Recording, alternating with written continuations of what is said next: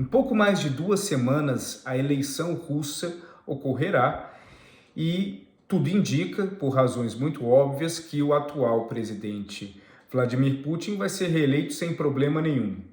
O único candidato que poderia, de certa forma, disputar palmo a palmo com ele essa presidência foi banido das eleições, morreu na semana passada após passar um período muito intenso num gulag siberiano enviado pelo próprio governo de Vladimir Putin. Então, o caminho está livre para que ele se reeleja mais uma vez e siga adiante, levando a Rússia dentro dos seus objetivos.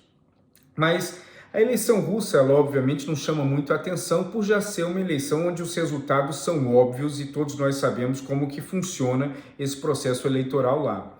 Mas esse ano pode vir a ser um ano muito especial e muito emblemático para o Putin. Primeiro, que ele obviamente vai ganhar a eleição no seu país. Segundo, ele se livrou ou acabou se livrando de um incômodo opositor, que é o Alexei Navalny, mas também um ponto muito importante é que a possibilidade de uma vitória de Donald Trump nos Estados Unidos cai muito bem para o Putin. Na verdade, é tudo o que ele precisa para poder resgatar a capacidade e a possibilidade da Rússia vir a tomar novamente um espaço de influência muito grande.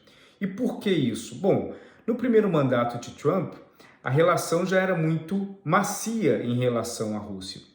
Haviam poucas críticas, o Trump ele evitava entrar em qualquer confronto com Putin. Houve o episódio em Helsinki, onde os dois presidentes lado a lado, o Trump ele basicamente se desculpou e se colocou à disposição do Putin, que foi um episódio extremamente emblemático para a história da política externa americana. Mas não só isso, o Trump vem falando ao longo dos últimos comícios que, se ganhar, ele vai considerar fortemente eliminar qualquer apoio financeiro à Ucrânia. Nós sabemos que sem esse apoio financeiro, a Ucrânia certamente não vai aguentar muitos meses numa guerra com a Rússia, que tem recursos muito poderosos e constantes, dados também pela sua aliança forte com a China.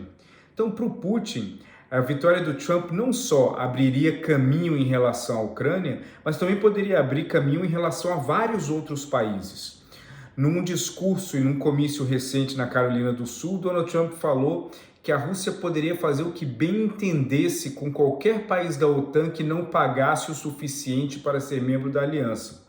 Isso para o Putin é música para os seus ouvidos, porque ele sabe que a Europa, sem uma aliança forte com os Estados Unidos, não é capaz de se defender com o mesmo peso e com a mesma eficiência.